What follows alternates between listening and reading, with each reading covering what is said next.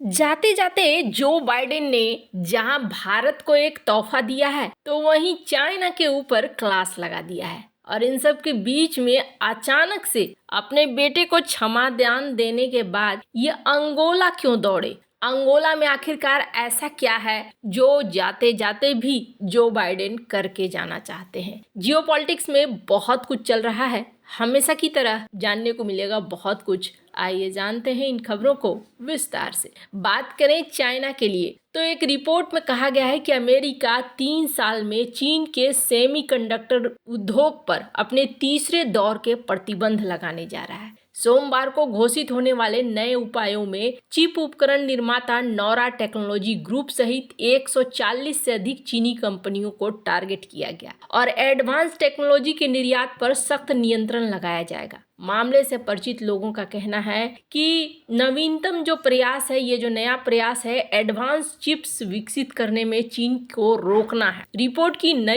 नवीनतम चाल बाइडेन प्रशासन के अंतिम बड़े पैमाने पर प्रयासों में से एक है, जो चीन की चिप्स तक पहुंचने और प्रोडक्शन करने की क्षमता को बाधित करने के लिए है। विशेष रूप से आर्टिफिशियल इंटेलिजेंस और सैन्य अनुप्रयोगों में उपयोग आने वाली चिप्स, जिन्हें अमेरिका राष्ट्रीय सुरक्षा के लिए खतरा मानता है। रॉयटर्स का कहना है कि यह कदम, जो रिपब्लिकन पूर्व राष्ट्रपति डोनाल्ड ट्रंप के शपथ ग्रहण से कुछ हफ्ते पहले आया है, अगले शासन में भी बरकरार रहने की उम्मीद है। नए नियमों के तहत क्या क्या बैन होगा? रिपोर्ट के अनुसार प्रतिबंधित चीन के सेमीकंडक्टर में चीनी कंपनियों पर निर्यात कंट्रोल किया जाएगा। चिप टूल मेकर पियोटेक, सीकैरियर टेक्नोलॉजी सहित 140 से अधिक चीनी कंपनियों को सामान नहीं बेचा जाएगा, न ही खास टेक्नोलॉजी दी जाएगी और न ही उपकरण दिए जाएंगे। इसके अलावा जो एडवांस चिप है जिनमें एआई लगा हुआ हो, इन सब चीजों को रोका जाएगा, इसकी शिपमेंट को रोका जाएगा। इसके अलावा अमेरिका और अन्य देशों में अमेरिकी, जापानी और डच कंपनियों द्वारा जो बनाया जा रहा है चिप मेकिंग उपकरण,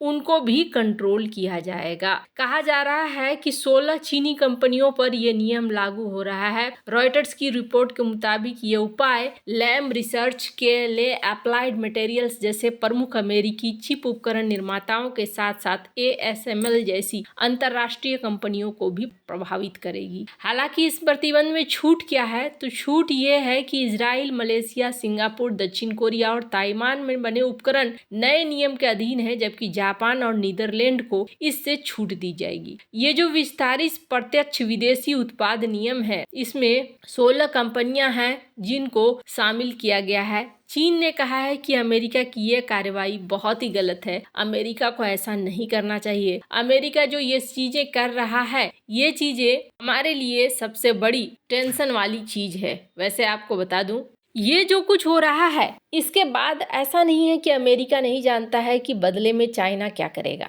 और इसी बीच ये देखने को मिल रहा है कि जो बाइडेन यहाँ पर पहुंचे हैं अंगोला यहाँ पहुंचे। अंगोला इनको शुरुआत दौर में ही आना चाहिए था, लेकिन इन्होंने काफी देर कर दिया अंगोला पहुंचने में। फिर भी ये अंगोला पहुंचे हैं और अंगोला में इनका स्वागत किया गया है। अपने बेटे को माफीनामा देने के बाद ये अंगोला की तरफ पहुंचे। अंगोला में जिस तरीके से इनका स्वागत किया गया है, ये स्वागत और ये भूमिका काफी पहले से ही बननी शुरू हो गई थी। स्क्रीन पर आप देख सकते हैं बड़े बड़े दिग्गज लोग जो यहाँ पर पहले से ही मौजूद थे। और ये दिग्गज लोग यहाँ पर क्या कर रहे थे? काफी सालों से एक कॉरिडोर बनाने की बात कर रहे थे। लॉयड ऑस्टिन से लेकर हर किसी को आप यहाँ पर देख लेंगे। ये जो कॉरिडोर है, इस कॉरिडोर का नाम रखा गया लोबितो कॉरिडोर। ये लोग अगर यहाँ पर बैठे हैं तो बिना मतलब के नहीं बैठे हैं, बहुत ही सोचे समझे चाल के तहत यहाँ पर बैठे हैं। इन्होंने प्रपोज किया था कि एक कॉरिडोर बनाते हैं, जिस कॉरिडोर का नाम होगा लोबितो कॉरिडोर। ये किसे किसे जोड़ेगा? ये जाम्बिया को जोड़ेगा, DRC को जोड़ेगा, अंगोला होते हुए अटलांटिक ओशियन में ये निकलेगा और अटलांटिक ओशियन से ये फिर अमेरिका और यूरोप को जुड़ जाएगा। ये क्यों करना चाहते थे, जिसके लिए खुद लॉयड ऑस्टिन यहाँ पर पहुंचे हों? तो ये इसलिए करना चाहते थे क्योंकि ये वो इलाका है जिसके पास कोबाल्ट है, जिसके पास कॉपर बेल्ट है। स्क्रीन पर एक ग्राफ देख सकते हैं। दुनिया में जो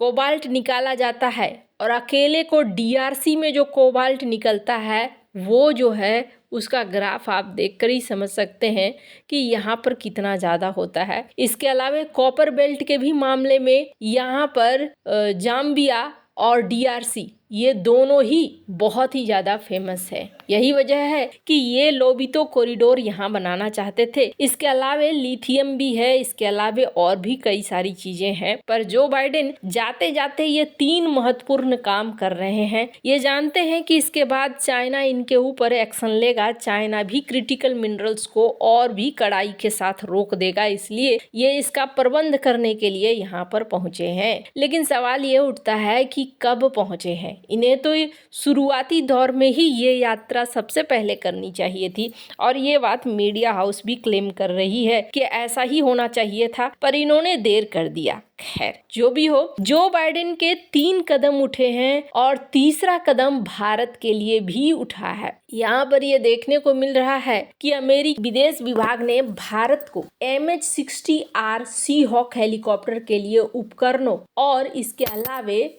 सपोर्ट को भी देने की बिक्री को मंजूर कर दिया है और इसका लागत है 1.17 बिलियन अमेरिकी डॉलर। पेंटागन ने कहा कि लॉकहीड मार्टिन प्रमुख ठेकेदार होगा। लॉकहीड मार्टिन अमेरिकी नौसेना MH-60 हेलीकॉप्टरों के लिए प्रदर्शन आधारित रसद कार्यक्रम 95% उड़ान तत्परता और उपलब्धता को सक्षम बनाता है। यहाँ पर यह देखने को मिला है कि MH-60 सीहॉक हेलीकॉप्टर दुनिया भर के नौसेनाओं को पनडुब्बी रोधी युद्ध और सतह रोधी युद्ध में अभूतपूर्व क्षमताएं प्रदान करता है। चाहे किनारे से जहाज का संचालन किया जाए, MH-60 ऑपरेटर आत्मविश्वास के साथ इसे मिशन को अंजाम दे सकता है और सुरक्षित घर लौट सकता है। MH-60R हेलीकॉप्टर अमेरिकी नौसेना के अनुसार डिजाइन और बनाया गया है। MH-60R विमान 4 दशकों से सीहॉक सीखने और ज्ञान पर बनाया गया है। इसकी जो खास विशेषताएं हैं वो विशेषताएं क्या है, तो इसमें एडवांस डिजिटल सेंसर लगा हुआ है, मल्टी मोड रडार है, इलेक्ट्रॉनिक सपोर्ट्स मेजर सिस्टम है, इलेक्ट्रो ऑप्टिकल इंफ्रारेड कैमरा है, डेटा लिंक है, एयरक्राफ्ट सर्वाइवलिटी सिस्टम है, डीपिंग सोनार और सोनोबॉय है और इसके अलावे ये एक fully integrated mission system process sensor data के साथ है, यानी कि कंप्लीटली ये ट्रैक कर सकता है, टारगेट कर सकता है, शिप के साथ इंगेज कर सकता है, सबमरीन्स के साथ भी इफेक्टिवली पेश आ सकता है। इसके अलावे torpedo, air to ground missiles, rocket, crew served guns, ये सारी चीजें हैं जो यहाँ पर इन्हें सुनिश्चित करती हैं इनके फायदे को। MH-60 के ये कंपोनेंट देने का ऑर्डर यहाँ पर भारत के MH-60 को मजबूत बनाने की पहल हो सकती है। भारत ने यहाँ 24 MH-60 का ऑर्डर दिया था।